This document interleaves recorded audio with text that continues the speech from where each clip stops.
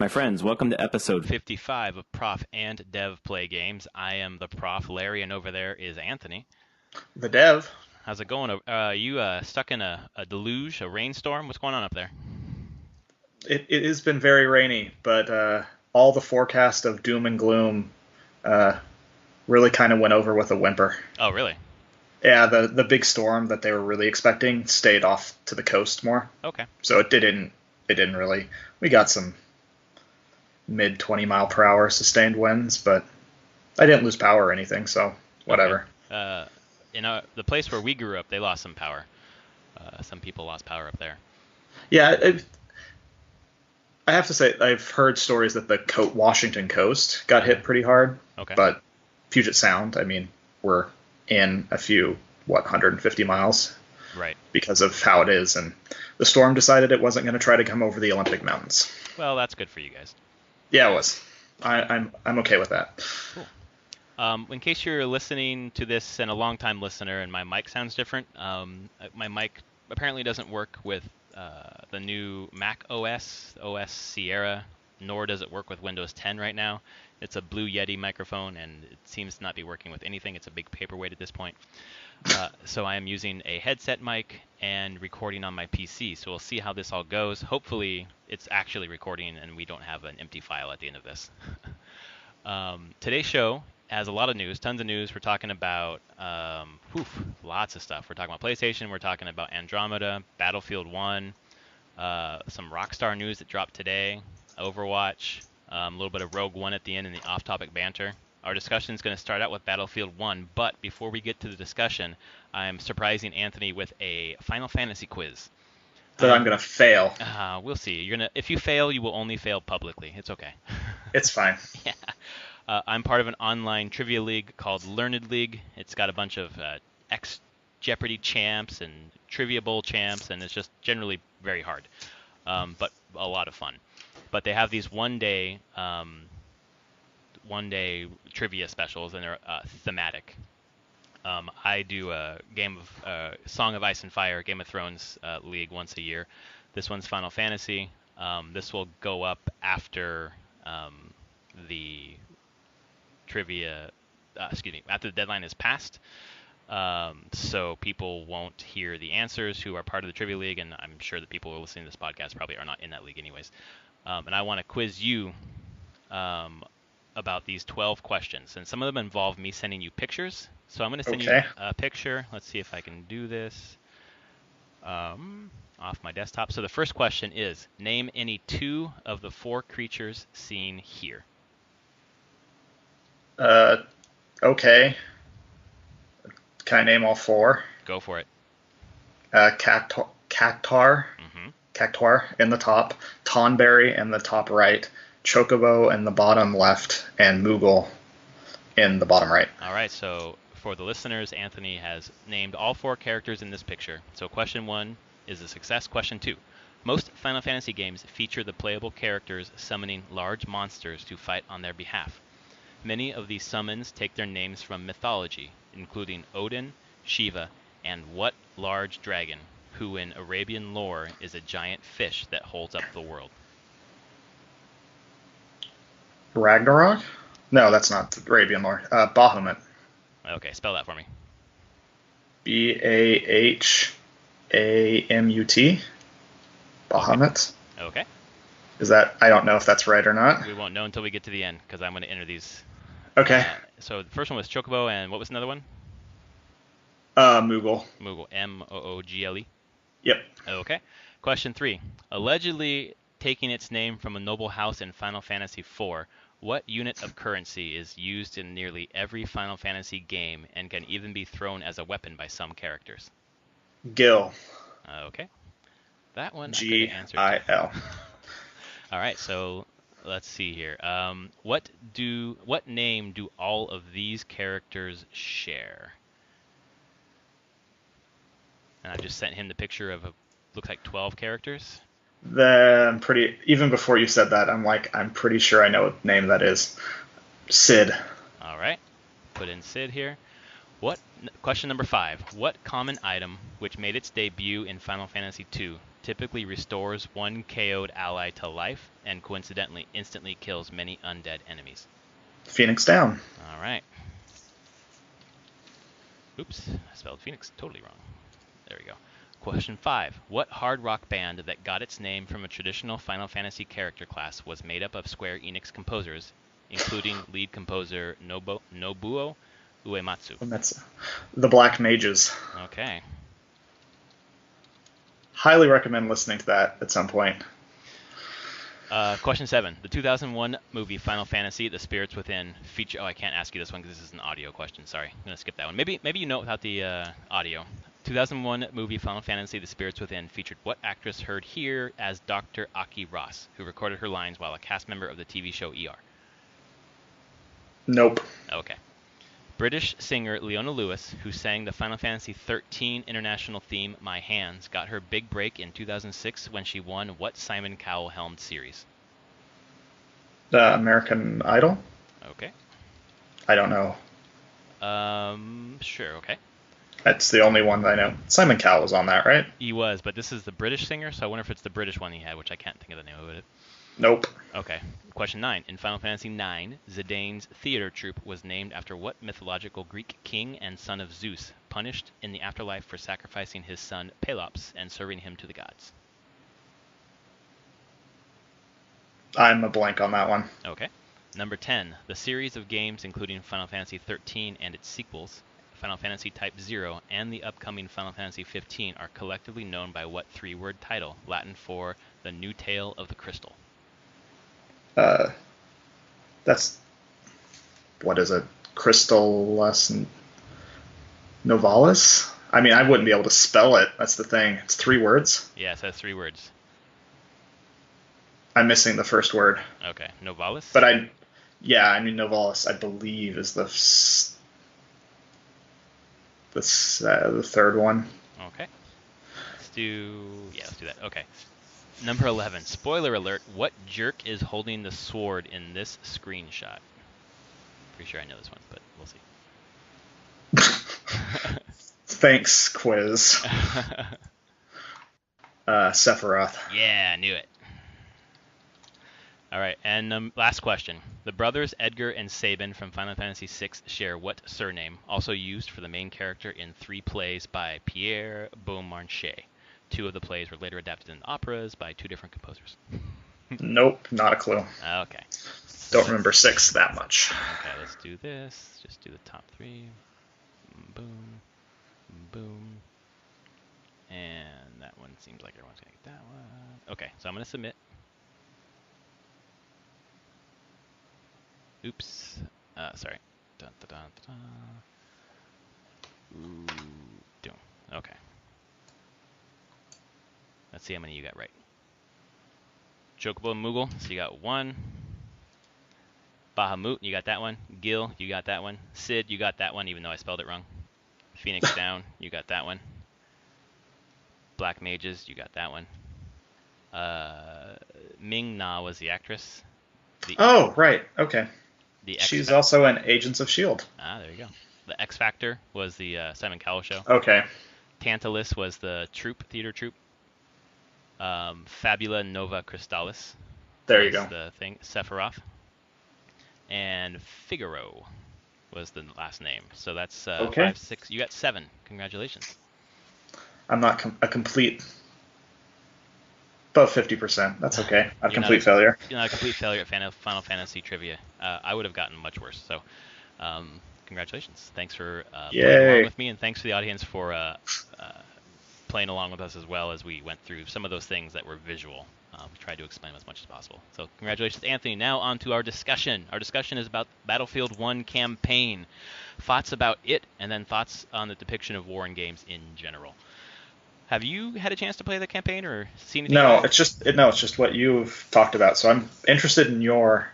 Okay. You've mentioned a couple things about it, and I'm curious to learn more. So basically, with EA, I was playing through EA Access, and you get access to 2 of the 6 chapters. I think it was. There's kind of like a tutorial chapter, and I'm struggling to remember what happened in the tutorial chapter. Oh no, I remember. So the tutorial chapter starts. This is kind of spoilers, I guess. If you want to go into Battlefield 1 blind, maybe you want to kind of skip past this part because it's not out actually until Tuesday. EA Access members got it early, I believe. Yes.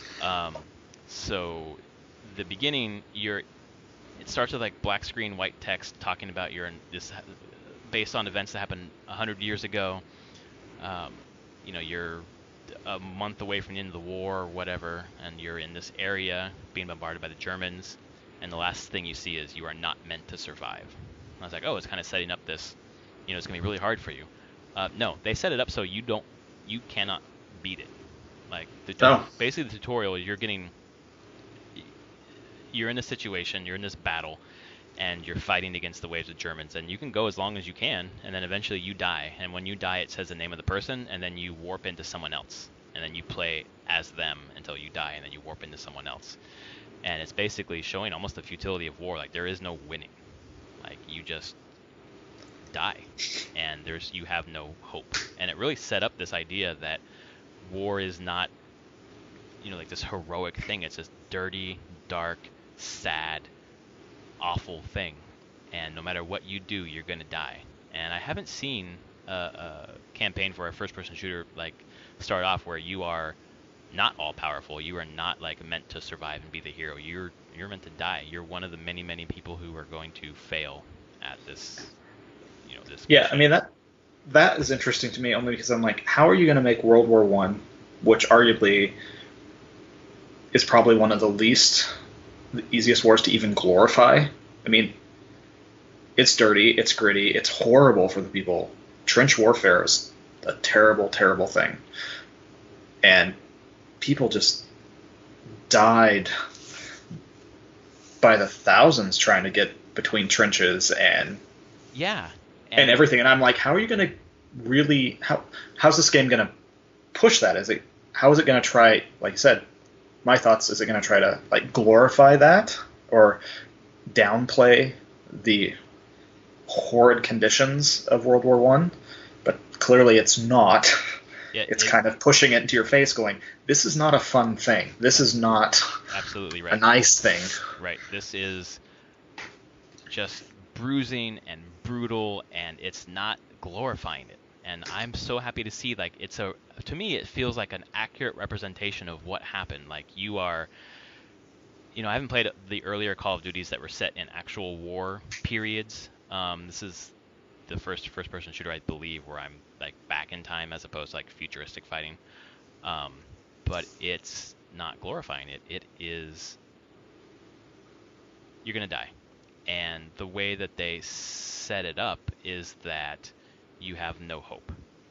And I think they wanted that to set the tone for the whole campaign. Like, you don't have hope.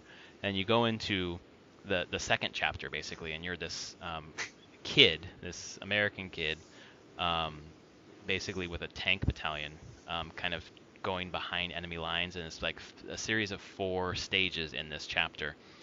And it just gets progressively bleaker and bleaker. Like, it's you against a ton of people. You have to sneak into this village and get parts for your broken down tank, and there's like, I don't know, like 30 Germans and you.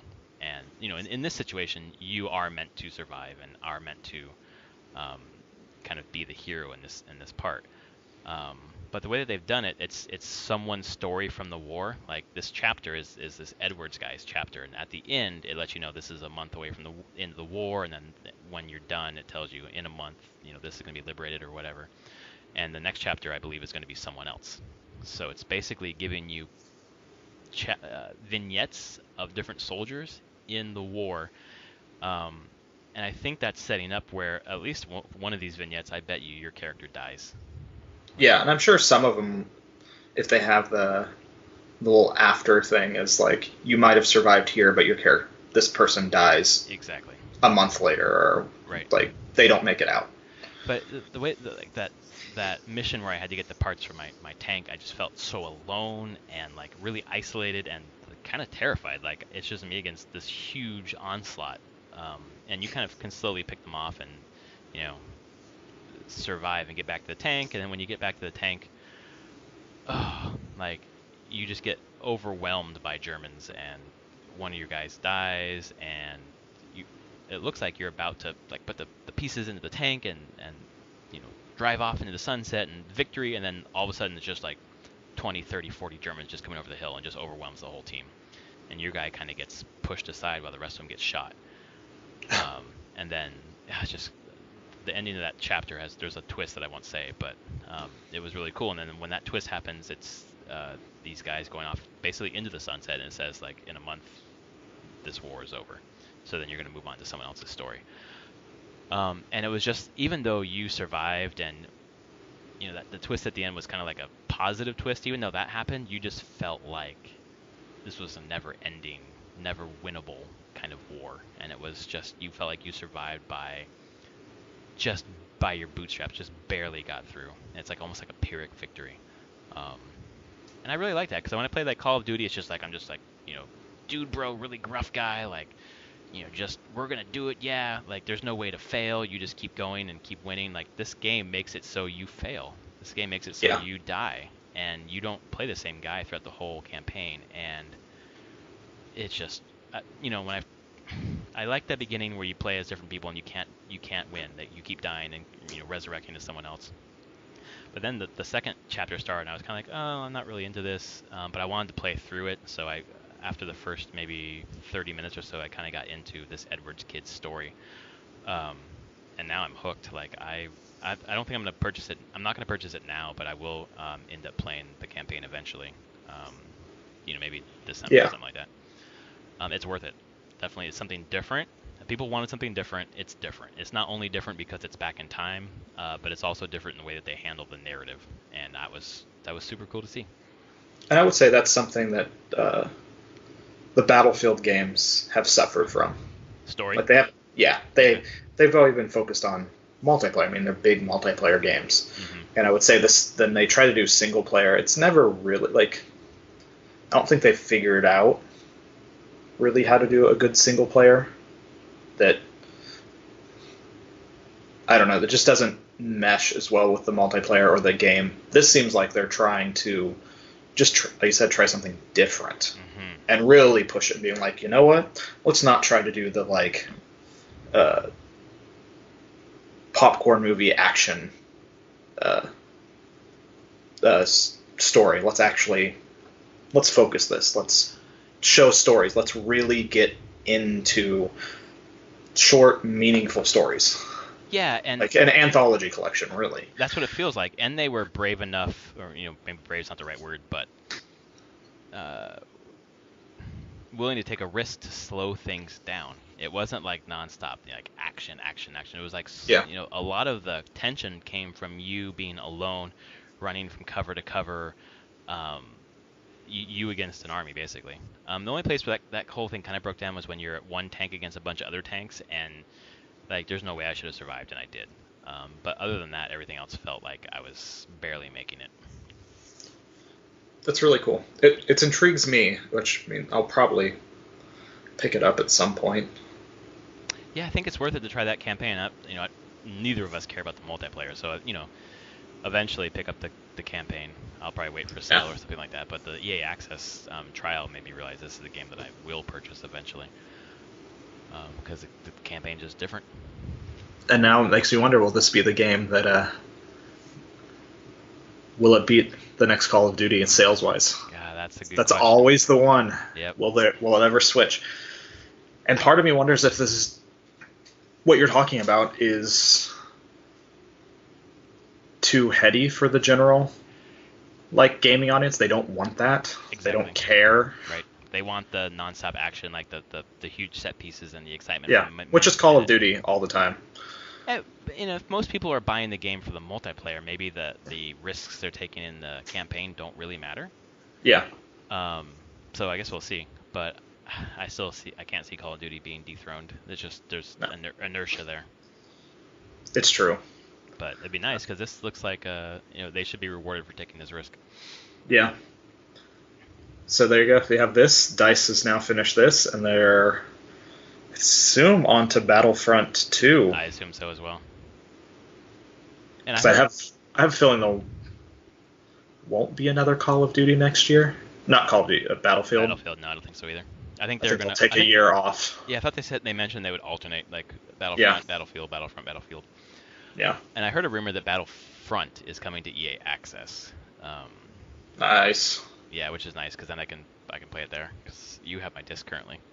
I do. And I should send that. I should get a working PS4. Oh yeah, I forgot your PS4 is not working.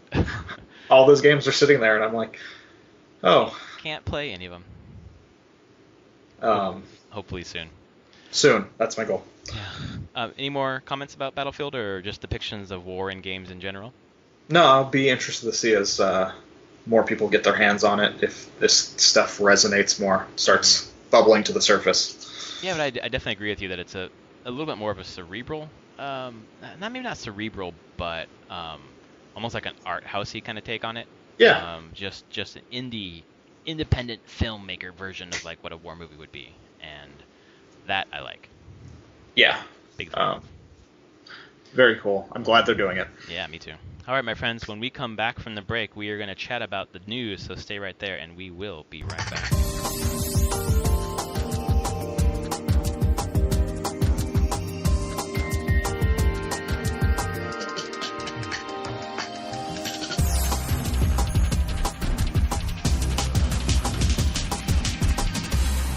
All right, my friends, welcome back from the break. We're here to talk about some cool news, and the first piece of news I'm going to give to Anthony because he is probably real excited about it.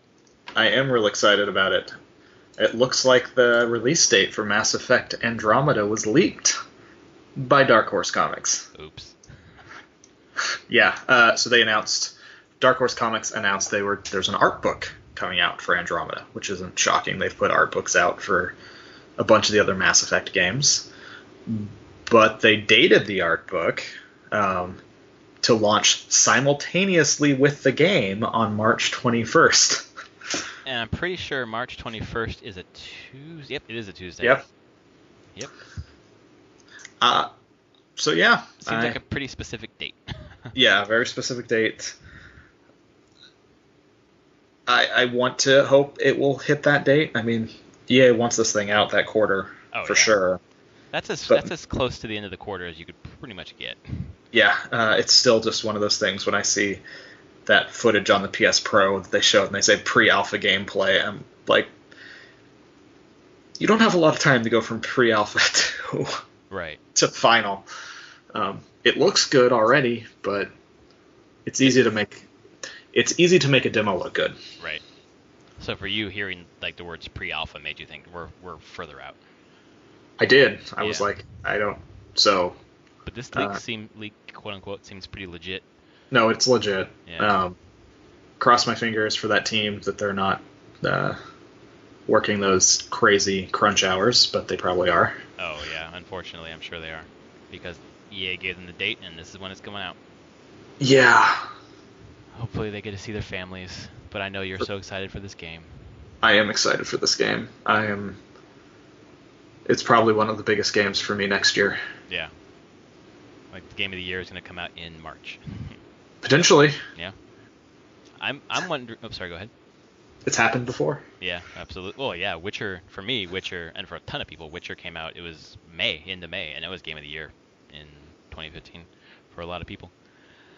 I'm wondering which is going to come out first: Mass Effect Andromeda, or The Winds of Winter by George R. R. Martin. I'm going to say Andromeda.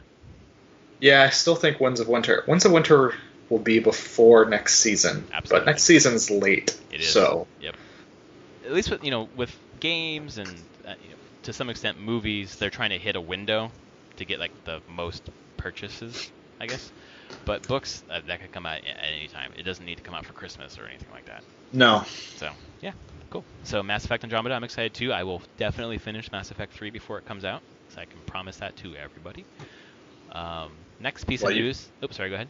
You got 5 months. I do, and I'm 3/4 of the way through the damn game. If I can just like get away from the my PS4 at this point and my Wii U. We'll talk about that a little bit later. We will. Oh my god, I'm like hip deep in something. Next piece of news, I'm excited about this as well, and this harkens back to one of my very first episodes before you were even on the show, called Regular Release Please, and I was pleading with Telltale Games to release their freaking games on a regular schedule, because they have a habit of releasing the game and then 3 months later maybe it'll come out, the next episode will come out. But they're currently going through their Batman, the Telltale series, and episode 3 is actually coming out this month, Tuesday, October 25th. And that means we've had a Batman game every month since it started. Um, they are on track, they've said, to finish this series this year. So that means we're going to get one in November and December if they stick to that. And if that's true, I want to say thank you for having regular release. It really matters for this stuff. Because, you've played Telltale Yeah. games where you play it when the episode comes out, and then if it doesn't come out for 3 more months, you forget everything you did. Yep. So this is giving us a chance to remember what we did, and it's a really, really good. I think it's one of Telltale's best series so far. So we'll see how they carry it out through the end, but it's really good so far. What else are they working on right now? I don't know if there's anything announced. There's nothing else that's getting episodes right now from Telltale.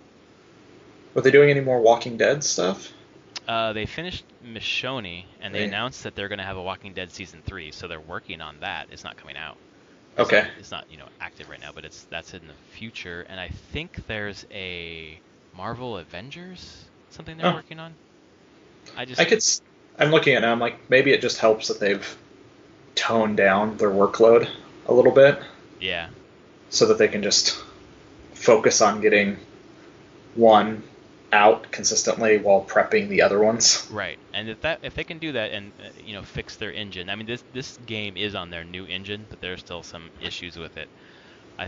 Personally, I think it's a little better, but I had that freezing issue with the Batman that I didn't have with anything else. But overall, if they can just regularly release an episode while working on other stuff in the background, they're a bigger team now. I think that's a good thing for them. These games. I mean, from your experience, I hate to ask the question in this way, but I don't know shit about designing games.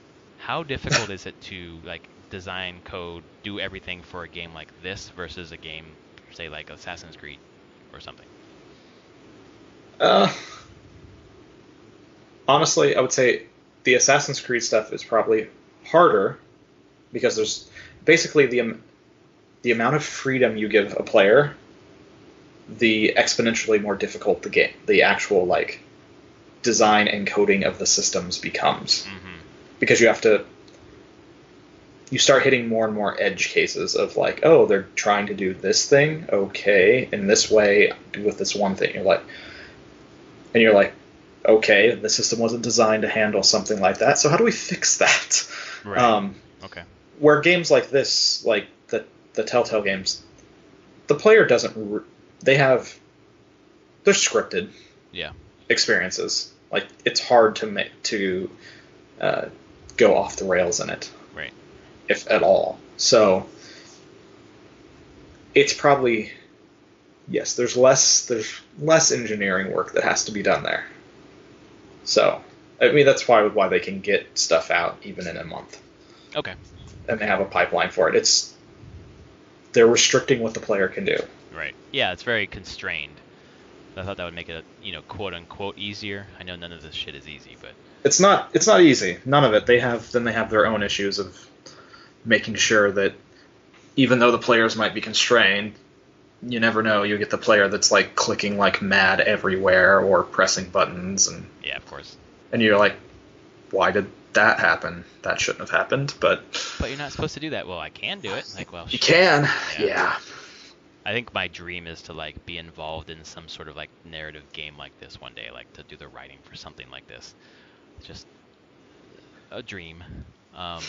But it's nice to see them listening to me in podcast number 3 or whatever it was. They're like, yes, the professor told us regular release. We're going to do it. So I wish you could log into my account and play the game, but obviously your PlayStation doesn't work. Eventually, I'll probably play this one. Yeah. Eventually, once it's all out, Yeah, I'll just get a collected version and play through it. Yeah, it's definitely worth it. Next piece of news, I'll take this one as well. There is a piece of hardware coming out for the PS4 called the TAC Pro. Basically, it's a mechanical keyboard and mouse that bring PC-style controls to PS4, PS3. It looks pretty cool. It's like basically the size of your hand, just the keys you need, the WASD movements and things, and then the mouse as well. And people, when this was put on Reddit, people were flipping the fuck out because they were talking about how it's not fair because in the shooters they'll have mouse and keyboard controls, which are obviously, more exact, more precise. But I feel like the mouse emulates the right stick, and I don't know how well it would do that. It's going to be interesting because it's going to... Yes, the mouse is going to work, but I can't see... Games are going to need to be able to handle that right. Like that, this isn't something that the... Because if it's just emulating the right stick, a mouse emulating the right stick's just going to feel weird. But I can't imagine how it... from what I understand is that you plug this thing in and it thinks it's a controller. Weird. This thing's so weird. Yeah. I mean, it's not... I don't play twitchy shooters on console anyways, but I know a lot of people do.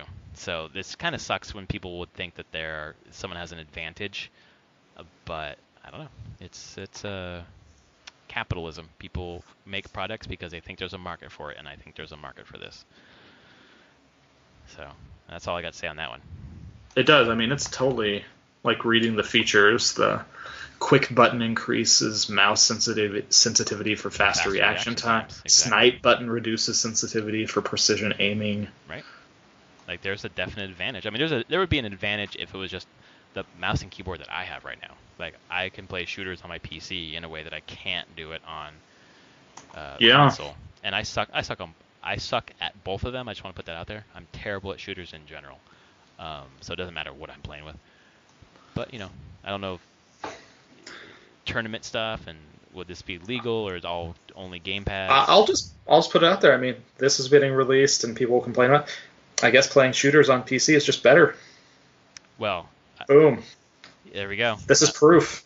Now we're gonna get hate mail to our podcast, but I think that's like totally. Isn't that common knowledge?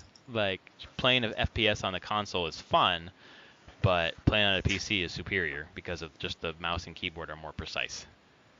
Oh, it's long-standing internet arguments. Yeah, I know. Going back and back on. Well, and to be fair, there are pros who play with a gamepad like Call of Duty on the Xbox 360 or whatever, that if I had a keyboard and mouse, they would still kick my ass. Yeah. Like, I have no skill at those games, so that's fine. But yeah, it looks weird. We'll see how it goes, but the PS4 Reddit blew up with pissed off people. Yeah, I can see that. Yeah. And so the next piece, more on PlayStation, I found this very strange. So PSVR came out this past week. People are getting it. You can hook it up to your Xbox One through HDMI. Yeah. And it just takes your Xbox One games and does basically the cinema display. Yep, that's right. On the screen, which makes me actually read through if any HDMI output to it would do that. Like if you could just be like, I'm going to plug some other HDMI device into the goggles and get that. Like I want to, like, if I had this, could I plug my HDMI from my PC into them? Why not? And see my screen. They said it was any HDMI input. This is almost like a soft not hidden, but a soft feature that PlayStation didn't talk about, but they obviously knew it was possible. Otherwise, they would have had some sort of software to block it, I would think. Yeah. But there you go. So, do you want to play completely immersed in your games? I mean, it's not going to head track you or anything in the game. The screen will be fixed. Yeah, it's just you're basically in your vision. You're basically just getting the big cinema screen. So you're basically freeing up your TV. Yes. Which is pretty cool. It's kind of crazy. And that just sells more PSVRs because there are people on Xbox who are like, oh, maybe I'll try that. I don't know, $600 for that kind of screen experience that isn't that great that I've heard. It maybe is too much, but that's kind of interesting. Actually, I mean, if you just wanted the goggles, $400. Oh, you're right, because you don't need the PS Move controllers or the camera. You're right. No, still up there, but yeah, but not $600. I could see people doing it. Awesome. It's crazy. It's so crazy. Oh, I see this in the article too. They hooked it up to a Wii as well, a Wii U. So anything playing Splatoon. Anything with playing Splatoon up close. It's crazy. yeah, it's just one of those features. Like clearly, Sony is like, whatever, do what we need to do. Did you see that line after the Splatoon thing though? As for PCs, the PC didn't recognize or acknowledge the hardware when we plugged it in. That's not kind of not shocking in some Yeah, ways. right. But I'm sure someone will write some sort of something to get that working. Yeah, a driver, so that it's like, oh, we know what this is. I mean, yes, people will do it. Of course, it's something that doesn't exist that people want to do on a PC. It will exist. It will exist. Like exactly a week. Right. That's right. That's pretty cool. Something that was also pretty cool that happened today and is just so the news, the thing is so minor, but it like lit a fire on the internet. Rockstar on their Twitter and their Facebook changed their logo basically, and it's just the Rockstar logo on a red background, and it's faded like the I mean, it looks like Red Dead Redemption. It looks like Red Dead. This is from Kotaku, and it says the studio didn't actually mention the words Red, Dead, or Redemption. It simply tweeted the picture.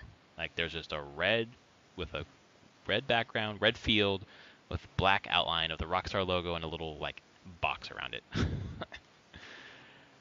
That this is nothing. People want this game. This is like bad. people when they're looking for like clues for Half-Life 3. But how? Okay. Did Valve put out anything this blatant about like 3? No. Yeah. Okay. Like this is not an accident.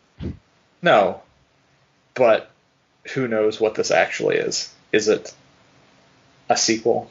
Is it a remaster? A remaster? My guess is both. Yeah, we'll see. And then when? When would they actually announce anything like this? So one of the guys from Rockstar was speaking very favorably of Bethesda when they said we got Fallout 4 ready and it's going to come out in 3 months or 6 months or whenever it was. So I wonder if they are going to do that. It's true. Pre-order now, get Red Dead Redemption Remastered now, and then, I don't know, Q1, Q2, who knows? I mean, if my question for you, I don't know if you're able to answer this, but it's more like a marketing question, but if you put out something like this now, does that mean you have an announcement next week, next month? You just fuck with people? I mean, my gut reaction is if they do this, there would be an announcement within a month. Okay. And if there's not, then they're just trolling people. Okay. Yeah, you're right. This next week probably not. It could. I basically feel like it could drop if there's news, it could drop any time in about a month, in the next month. I just don't know if there's any dates in the next month that they feel is like, okay, a prime time to do it. Mm-hmm. So, or the person marketing there just has no clue what they're doing and just, because wasn't Red Dead Revolver? I saw some news on it over the weekend. It was put up on PS Network, PSN. It was like a PS2 game. Yeah. Put up. So this which part? But that was this weekend, right? Or last week? No, it was last week at least. Yeah.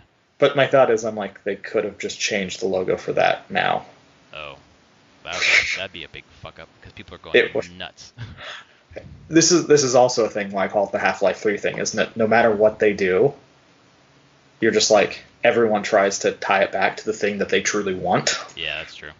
And I don't feel like Rockstar can control the message on a Red Dead Redemption sequel. Like, people just want it so badly, they're going to create their own news. Yep, it's true. Well, and so that's almost what they're doing here, like leaking out this just few megabytes, or whatever, of information here. My guess is by the end of the month, we're going to hear something. Yeah, I can see that. Here's my second guess. It's going to be announced at the NX reveal, and it's going to be an NX launch title. I'm just kidding. Oh my god. I still want to hear about the NX though, Nintendo. Come on, get with it. Don't delay that shit. When are they going to announce? I know, seriously. They're going to announce that they delayed the damn thing. Yeah, I doubt that. I hope you're right. Next piece of news is exciting for me because I keep trying gamepads on my PC and nothing feels as good as the DualShock. Valve is adding full DualShock 4 configurability to Steam, lets developers and players take advantage of the controller's touchpad, gyro, everything. So basically, you plug this thing into your computer, and Steam recognizes it as Yep. DualShock 4, and you get to use DualShock 4, full compatibility, full configurability, everything, Yep. They're just making their own driver for it. right into the Steam API. Oh my God, Yep. exactly the same as the Steam controller, which is crazy because isn't this competition for the Steam controller? Valve doesn't really see it that way. Okay, good. The Steam controller was never, when they've talked about it, was never a thing of, we want to sell like the best-selling controller on PC or anything. It was mostly more about giving a unified controller Yeah. that Okay. just worked with Steam and was like, hey, everyone's using just like me, I'm using a 360 controller, a wired 360 controller, and just being like this haphazard mess of different controllers that all, some of them are X input, some of them are direct input, which work differently in games, and some developers support some and not others. They just wanted, Valve is very much what Valve wants is games selling on Steam. Great. Selling games on Steam helps when people are using unified hardware that just works. Well, this is gonna make me more likely to play gamepad games on Steam because I bought this. I think it's like an Xbox One styled wired gamepad, and I played it. I've only used it for Arkham Asylum, but the plastic on the sticks, the analog sticks, are just rubbing away. Like this is the cheapest piece of shit. It works, but it could be better. And like I'd rather play the DualShock 4. I kept trying to play the DualShock 4 using like the DS4 Windows or whatever that thing was called, and I got some good results and some not great results. So to have something built in where it's like it's reliable, Yep. I'm all for it. Of course, it won't work with it'll only work in Steam, but I'm okay with that. Yeah, I mean, let's be honest, most games you're playing are in Steam. Exactly. That you'd want this. Yep. I wonder how DS for Windows would handle, like, say, Mass Effect 3 through. I don't know. Once I played Mass Effect 2 with a keyboard and mouse, I was like, I'm never playing Mass Effect with a gamepad again. Good point. Ugh, like that Mass Effect 1, I mean, in general, it's just not great compared to the other two, but those controls, Yeah. I don't know. Well, there we go. Yeah, Yeah, that's cool. this is cool. This came out of Dev Days, actually. Valve had a conference here in Seattle last week. I didn't go to it. It was Wednesday and Thursday, and it was Steam Dev Days. And they talked to people about VR and had about launching your game in early access and best practices for being on Steam and what you should do with player inventories and everything like that. Awesome. And they talked about hardware. So Steam controller, this was announced there. It's just, I know people love the Xbox One controller. I must have small hands. I don't feel like I have small hands, but the Xbox One controller is not as comfortable for me as the DualShock. The DualShock is just, it just fits. I agree. Oh my god. I really like the DualShock 4. Yeah, it's the best controller. It's one of the best controllers I've ever held. That Wii U Pro controller is pretty good too. So there you go. Next piece of news. You want to take that one? Yeah. Did you see the news on Overwatch's big event? I haven't really paid attention to it, so tell us more. So they launched a Halloween event, and so you get all sorts of Halloween skins and crates. If you buy keys for the crates, right? Oh no, you get a crate. Crates when you level up, or if you buy crates, you can get the stuff. But so it's like all sorts of crazy Halloween themed kind of skins. But they launched a new mode as well, which is a co-op horde mode. Oh, that's already out? Yeah. Because we talked about that last week. I didn't realize it was out. Holy shit, what am I doing with my life? Yeah, no, we talked about it because I thought it was coming later, after BlizzCon. I didn't think about it. It's called Junkenstein's Revenge, and it's a Halloween, like, horror-themed horde mode. I'm playing that after we finish recording tonight. I saw a person I worked with, like, the day after this got announced, they were playing it. Dang. And I'm like, okay, that was quick. Yeah, wow. And that's the key part. I'm like, I still don't own Overwatch, but that's a co-op horde mode entices me quite a bit. For some reason, I thought you had Overwatch. Nope. Nope. I Oh. picked it up. Yeah, I thought we had played together. Was that during the beta? Yeah. Ah, got it. Okay. I'm gonna play it after the show tonight. See how it goes. Yeah, it sounds pretty fun watching them, and yep, just quality Blizzard stuff. The skins look great. Yeah. All crazy Halloween themed. Was Junkrat looking like Frankenstein here, right? Yeah, Yeah. and they have Oh no, not Junkrat. Dr. Frankenstein. yeah, Mercy as like a witch on a broomstick. Like just all sorts of crazy get-ups, and Yeah. I assume this will go for the next. Did they say how long? Yeah, I think November 1st. so just through Halloween. Yeah, it looks like Junkrat is Dr. Frankenstein, and the big fat guy is the monster. What the hell's that guy's name? I forget. I haven't played it in a while, to be honest. Like I said last time, like it's one of my favorite games of the year that I don't play that much. Yeah. So there you go. But clearly they're doing this event, and I would expect there's going to be a holiday event. Oh yeah. So this is Team Fortress 2. This is what Team Fortress did. Like just holiday events, masks, hats, whatever. Like it always got me to come back for the holidays. So this rad. the one thing I feel about Overwatch on like the cosmetic stuff and getting it, it's so much simpler to understand. Mm-hmm. You just you level up, you get a crate. Or crates you give you yeah. Yep, give you things. That's it. Yep. There's no collecting keys. There's no. Mm-hmm. Just this is how it's done. Right. Yep. Pretty cool. Well, I'll report back next week what I think about it. I'm very curious. Yeah, cool. And that's all the news for this week. Wow, we really rip-roared through that. When we get back from the break, Anthony and I are going to talk about the games that we are playing, so stay right there, and we will be right back.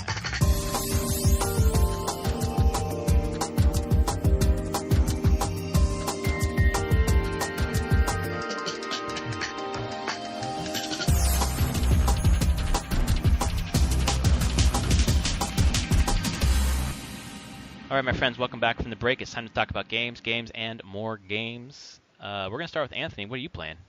So, I continued to play a little bit more of the older Star Wars: The Old Republic.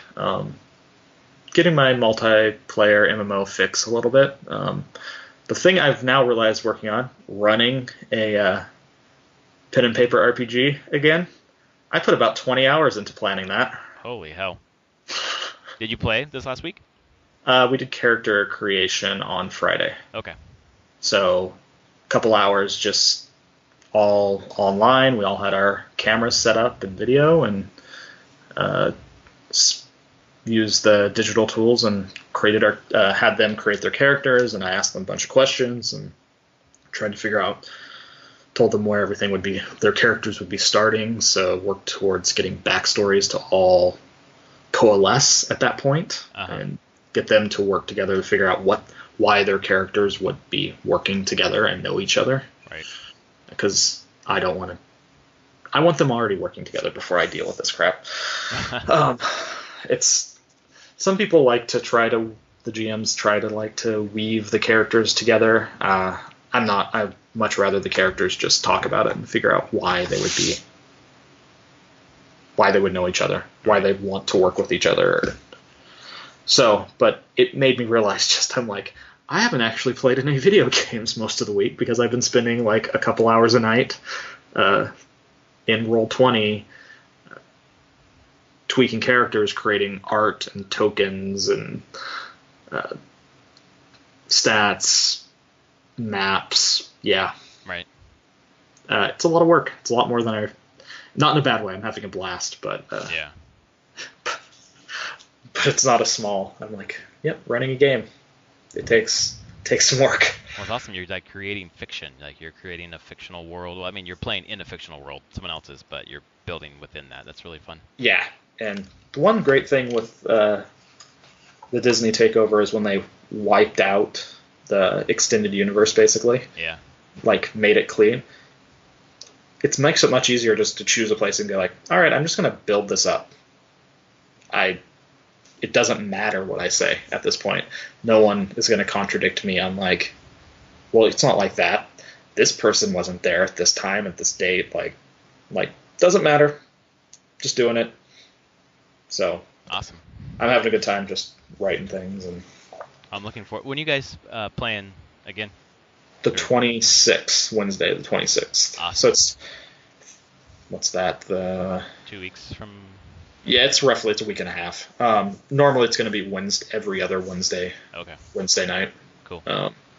This last Wednesday didn't work, so we did the Friday worked for everybody. Mm-hmm. So yeah, I will report back. Just before Halloween, we'll hear about it. Well, it's true. Our lovely listeners will hear on Halloween, actually, 'cause that's when it comes up. Oh, Halloween's a Monday night, isn't it? It is a Monday. That's true. All right. You taking So your doing kids that. trick-or-treating? Yeah. Cool. Where I live, it's a small town, so all the houses are. It's not really neighborhoods. Uh-huh. I mean, no houses are really that close. So all my Yeah. kids, all the kids and stuff go to town center. They shut down the town, like block the roads off, and you can just walk up and down the streets there. And all the businesses are giving out candy, and they have concerts and vendors. It's like a whole big Halloween party. I know people that come over to this island to go to that Halloween thing specifically because it's better than going to a mall. Yeah, definitely. You're out, and it just feels probably feels a lot funner. Yeah. Yeah, it's a community. It feels like a community event. So cool. And this week you're also playing a little bit of Swatter. Yeah. Star Wars, Old Republic. I mean, I played a little bit farther in that.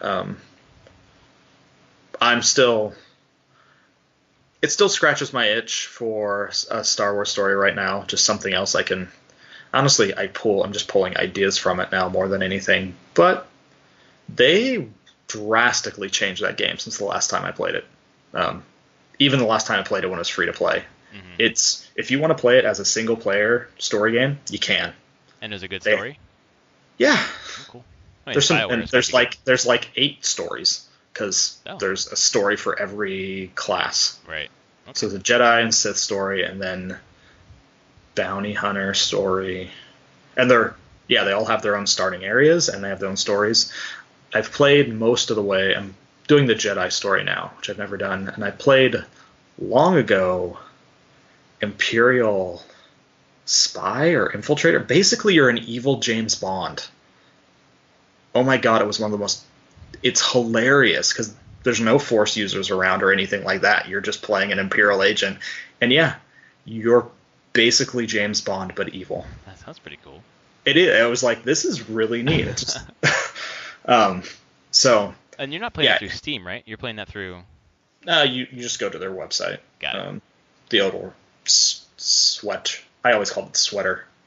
Sweater. To destroy my sweater. Oh, pretty much. Oh. Yeah, it's not even on Origin. It's not through Origin. It's just kept separate. Huh. So you just go to their website and download the EXE or whatever. Yep. You cool. create an account, download the EXE, and go. Yep. Oh shit. Maybe I'll. You can even play instances solo now. Oh wow. You can say, I want to go into this instant as solo mode.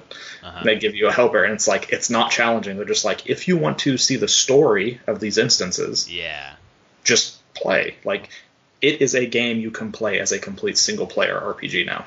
I love the fact that they're so aware that people are playing their games sometimes maybe just for the story and not the gameplay and whatever else. Like, they just write really good stories for the most part.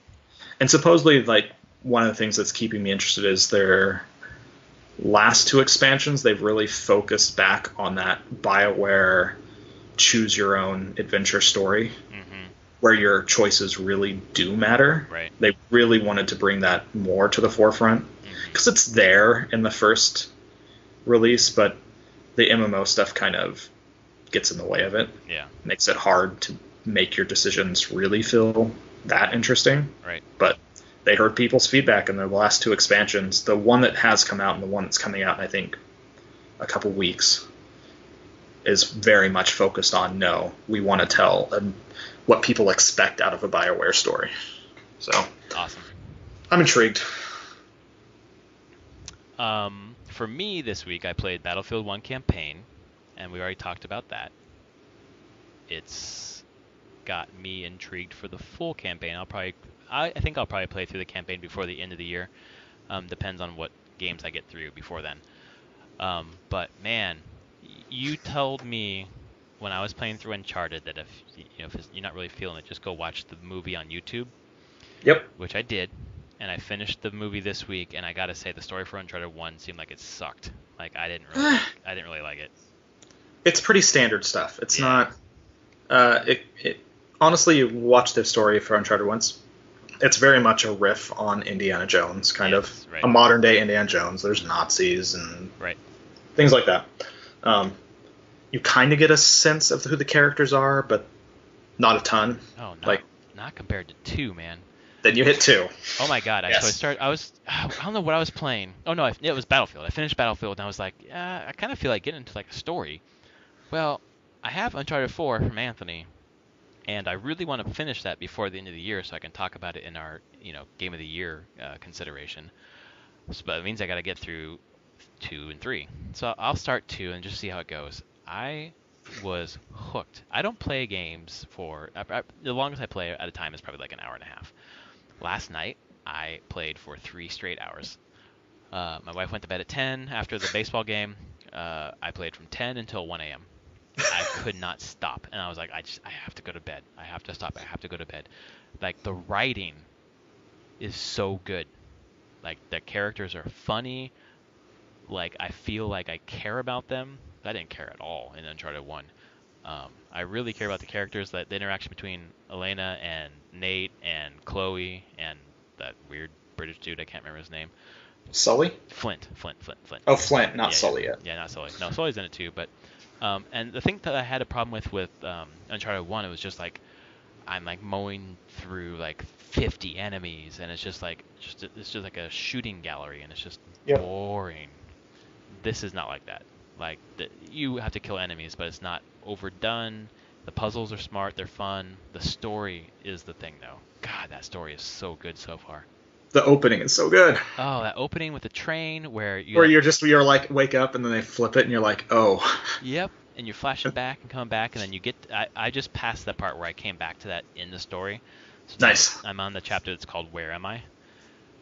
Where Nate Drake finally got his jacket, so he doesn't seem as cold. Yep. And that's where I'm at right now, and I'm gonna beat it this week.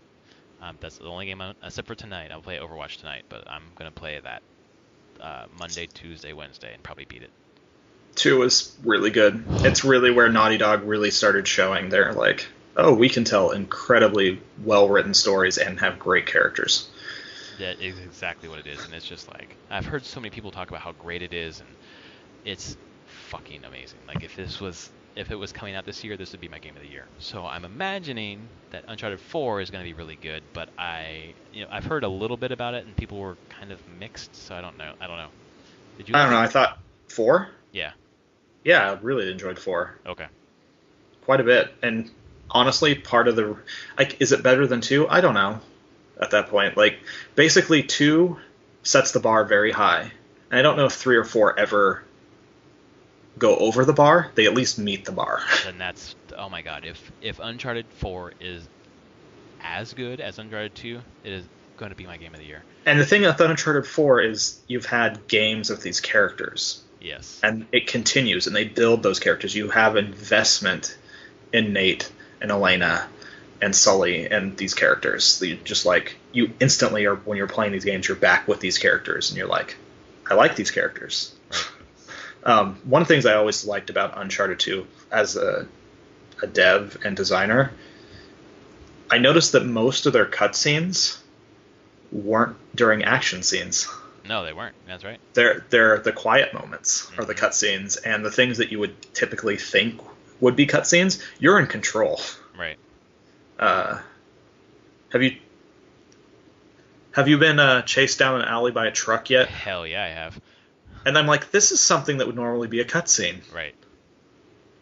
Yeah. I mean, I don't know if you can actually die in it. Oh, you can. I died like Okay. that's the one part of the game where I died the most because I couldn't figure out how to run and shoot. I kept running Oh. into the wall. I got ran over like 10 times. Okay. So yes. I never died in any of those, and I was just mostly I'm like I don't know if I can, but I'm never gonna try to find out. I'm just gonna because I'm just so intense and involved. I'm like, but like it's just one of those things. I continue to remember playing the game and seeing that over and over, how much they would use cutscenes for the character moments and interactions, but not use them for the big action set pieces. They're like, if we're doing an action set piece, you're in control. Right. You get to do something. Well, and I think you remember when I didn't have the Nathan Drake collection yet, but there was a demo, and I played, and I told you how much I loved it. Like, the set piece was so great, and you're like, oh, that game's full of them. It ended up being that the Urban Warfare, the chapter after that, where you're fighting the helicopter and all that stuff, and playing through it again was like, oh, this is still good. Like, I could see myself playing this game again. Like, this is so good. So good. So I'm definitely I've got games on my list this year, and this is one of them. I'm going to beat it, go through 3, and then get to 4. And then beat Mass Effect 3, too. There you go. Because right now, currently, Inside is my game of the year at this point. But, yeah, we'll see. Anything else on games, Anthony? Nah, not yet. Not this, for this past week. All right, cool. Well, then after the break, we'll come back and we'll talk about maybe the big nerd news of the week, the Rogue One trailer. So stay right there, and we will be right back.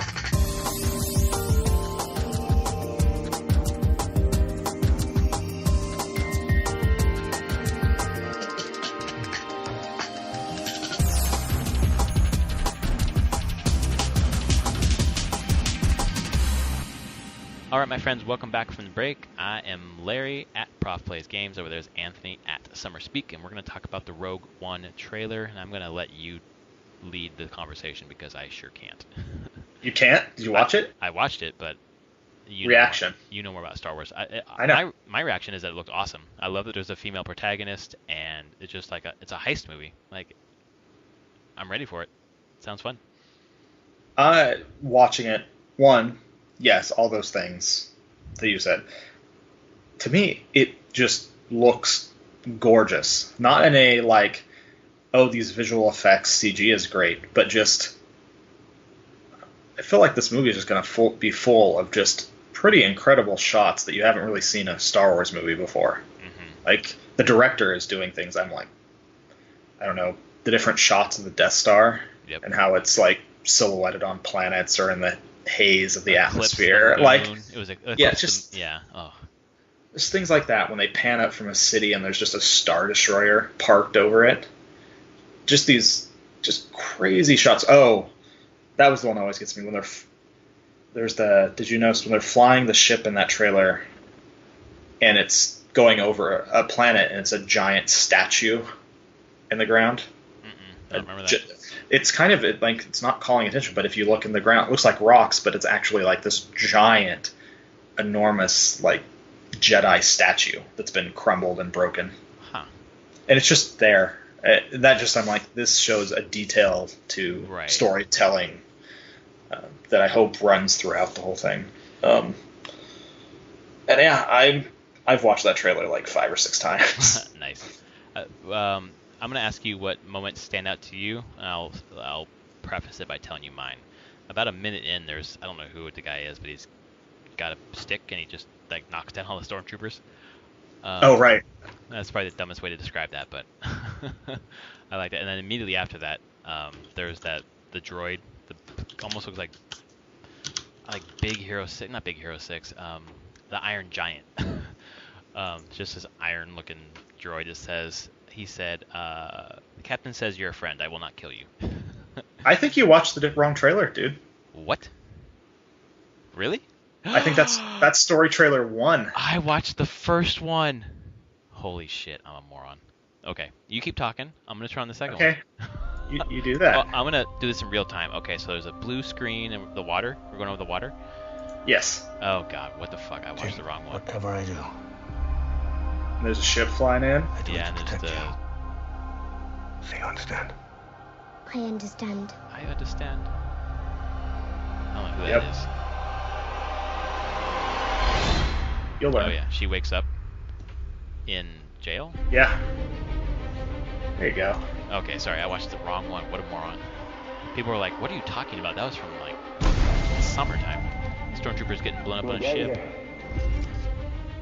Our rebellion is all that remains to push back the Empire. We think you might be able to help us. When was the last time you were in contact with your father? What is Yeah. Oh yeah, about her being in contact with her father and It then... appears he is critical to the development of a super weapon. So what were your favorite scenes from this then? Now that I'm watching it again, tell me again. The Death Star. That The silhouette of Death Star there. All right. silhouette Death Star, How many do I need? that shot of the Jedi in the sand, the Jedi statue in the sand. You're getting towards the end of the end of the trailer. Their assault on what I think is Scarif is the planet name, the tropical planet. What chance do we have? Right now there's a AT-AT walking through shooting things. Yeah. We have hope. And there's a... Rebellions are built on hope. Talking about rebellion. Oh yeah, Yep. okay. Yeah, there's the tropical planet. They've no idea we're coming. The Take hold of Iron this Giant moment. dude. The force is Yep. strong. There's the guy with the bow again, like Donatello, the Jedi. Ship's coming down. Oh, this Take looks the next chance. bad. And Yeah. next. Oh yeah, I totally watched the wrong trailer. You're ready, then? And it's been recorded. Every time There you we go. talk about Star Wars, I embarrass myself. I don't know shit about it. I don't know a ton about it anymore. I've realized how much I've been digging into the lore now Uh-huh. since running this game, and honestly since Force Awakens has come out, where I'm like, actually this is kind of interesting again. Like, I don't have to think about the prequels. Yeah, we're kind of erasing that from everyone's memory. I feel like Disney's trying to. Oh god, I'm sure. But watching this trailer, one, it clearly has Jyn Erso, the main protagonist, pushing in, going like, no, she has a personal reason to be there. Like, her dad helped build the Death Star, Right. or is involved in it. Like, they're tying this in to be a much more personal story than just a heist movie. Well, and the way this works, the Death Star is in Episode 4. Yep. So the end of the story isn't them blowing up the Death Star, right? No, it's them giving the planet. So the end of this movie basically is Leia, the opening of Episode 4, where Leia's ship is running from a Star Destroyer with the plans for the Death Star. Right. Okay. I mean, roughly. I mean, I have a feeling this movie ends with them transmitting that data to Leia's ship. Right. And now the question is, does anybody in this movie survive? Yeah. Yes, that kind of leads into my question was, so we know what happens in Episode 4. So is there a way to upliftingly end this movie? I don't know. I assume there's gonna be twists in this, which is what I'm most excited for. Right. But I don't feel like I feel like it has to be a little bit bittersweet, no matter what. Right. Which, to me, is like some of the best stories are bittersweet. So. Yeah, I mean that's why people like Empire so much. Yeah. Like, yeah, there's a lot of stuff has gone wrong at the end of it, but there's still a sense of hope. So we'll see. Kind of like life. Yeah, kind of. I mean, it's an emotion that most people understand pretty greatly. So yeah, I'm looking forward to this. You talk about the droid in this one, the Iron Giant one. Yeah. So do you know who's playing him? No. Alan Tudyk. Really? Yeah. Oh, that's awesome. Alan Tudyk's doing does all the voice. Awesome. Of course, modulated to sound like a droid, but he Yeah, also yeah. did all the mocap as well. Oh, cool. Awesome. Yeah, Alan Tudyk is a poor wash, but I know. since that Poor wash. he has gotten a ton of work as like a really big mocap and voice actor. Awesome. Well, I'm glad he's still getting work. That Firefly. I know. Gone too soon. Cool. Well, thanks for hanging out with me tonight, Anthony, and surviving the Final Fantasy quiz and surviving my idiocy about what movie we were supposed to be watching for this off-topic banter. Well, you clearly know your shit, and I couldn't bullshit you, so that's good. I was wondering. I was like, wait, that's not in this trailer. What are you talking about? Oh God, what a moron! All right, thanks, folks, for putting up with that, and thanks for listening to episode 55 of Prof and Dev Play Games. If you like the show, head on over to iTunes, give us a review, let us know what you like, or wherever you're listening to the podcast, review it there. Reviews really do help. Our T-shirt campaign is still going on. The link will be in the notes. Your T-shirt should be shipping out soon. We'll get ours soon. Nice. And then I might see some of you at PSX. I'll be roaming around in our Prof and Dev and Games and Podcast T-shirt for the first day of PSX. That's awesome. Yeah, hopefully I'll be there for the keynote. So we'll see how that goes. Do some live reporting or something. Yeah. That'd be fun. All right, man. Thank you so much for your time. And thank you. Thanks, everyone, for listening. We'll see you next week. Good night, everyone. Night, everyone.